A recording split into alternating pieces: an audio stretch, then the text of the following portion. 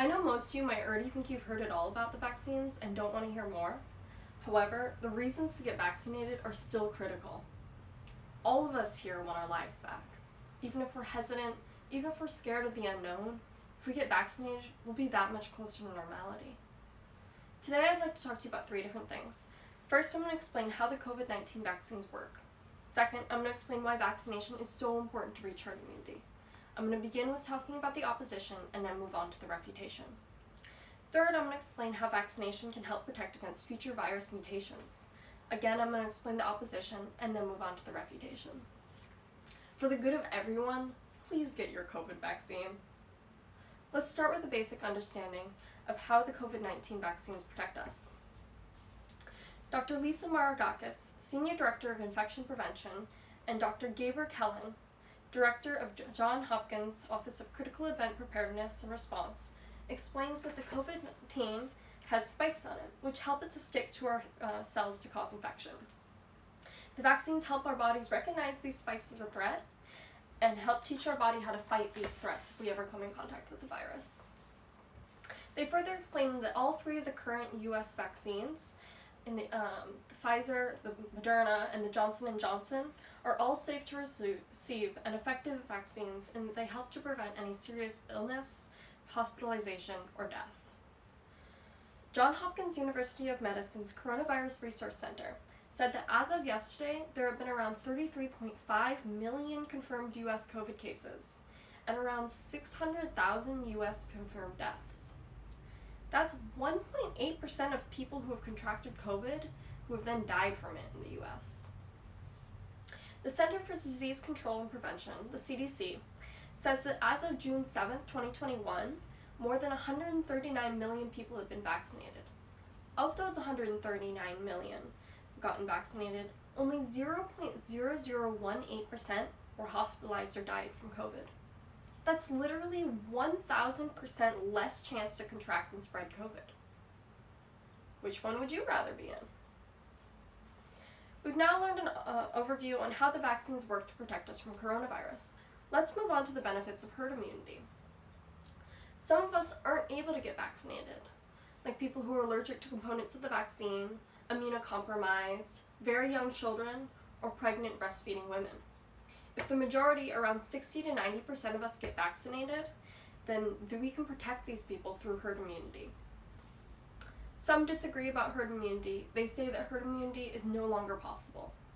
Yu-Yang Gu, a data scientist and practical machine learning expert, and the creator of COVID-19projections.com, considered to be the most accurate model of the pandemic, and has since become one of the most widely referenced models academically, governmentally, and across social media since April 2020, and has even been cited by the CDC to help inform the public of COVID-19 projections, predicting that perhaps herd immunity will be impossible for 2021.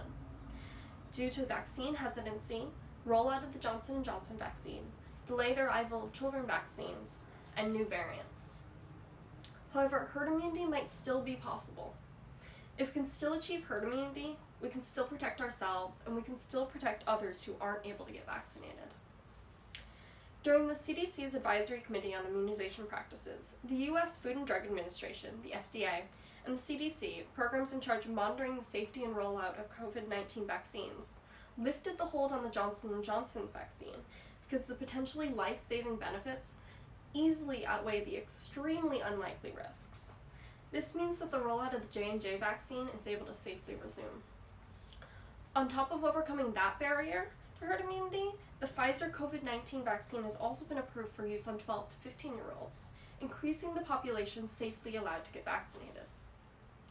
According to recent Pfizer-BioNTech studies, the company behind the safety studies, manufacturing, and general distribution of the Pfizer vaccine was taken well. It is 100% efficient, and the antibody response of 12 to 15-year-olds is even more effective than the antibody response of 16 to 25-year-olds. Furthermore, Pfizer is also working on developing a vaccine for children 6 months to 11 years old.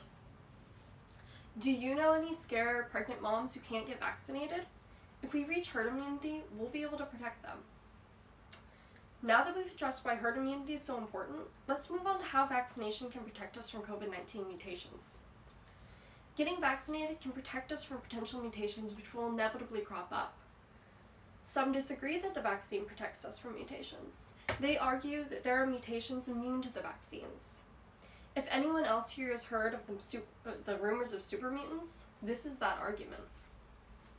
According to Andrew Joseph, a reporter who has written over 20 articles for Stat News, an authoritative website for health, medicine, and life science articles, which has been focusing on the COVID-19 pandemic since it began, lab studies have shown that the COVID-19 variant, first seen in South Africa and then again seen in Brazil, is able to disguise its appearance in protein spikes.